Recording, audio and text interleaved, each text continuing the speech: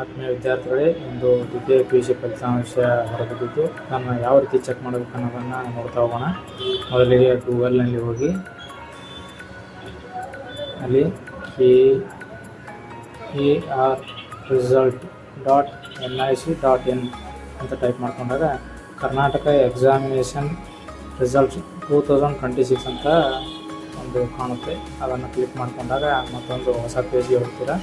ಅಲ್ಲಿ Karnataka examination result 2026 PUC ಪರೀಕ್ಷೆ 1ರ ಫಲಿತಾಂಶ ಅಂತಕ್ಕಂಥ ಆಪ್ಷನ್ ಮೇಲೆ ಕ್ಲಿಕ್ ಮಾಡ್ಕೊಂಡಾಗ ಈ ರೀತಿ ಹೊಸ ಪೇಜ್ ಓಪನ್ ಆಗುತ್ತೆ.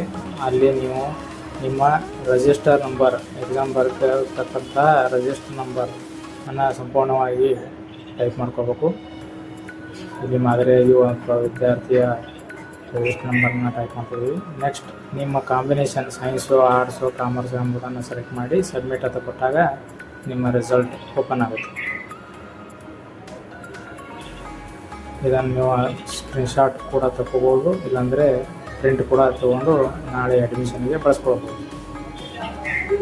ಅದೇ ರೀತಿ ಮತ್ತೊಂದು ರಿಸಲ್ಟನ್ನು ನೋಡಬೇಕಾದ್ರೆ ಕೆಳಗಡೆ ಬ್ಯಾಕ್ ಅಂತ ಇದೆಯಲ್ಲ, ಬ್ಯಾಕ್ ಅಂತ ಕ್ಲಿಕ್ ಮಾಡಿ ಮತ್ತೊಂದು ರಿಜಿಸ್ಟರ್ ನಂಬರನ್ನು ಸಂಪೂರ್ಣವಾಗಿ ಎಂಟ್ರಿ ಮಾಡಿಕೊಳ್ಬೇಕು.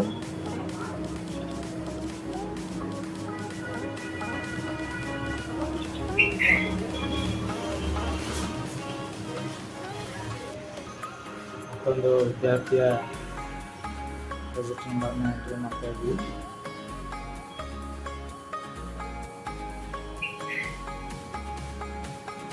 ಇಲ್ಲಿ ಕಾಂಬಿನೇಷನ್ ಕೂಡ ತಗೋಬೇಕು.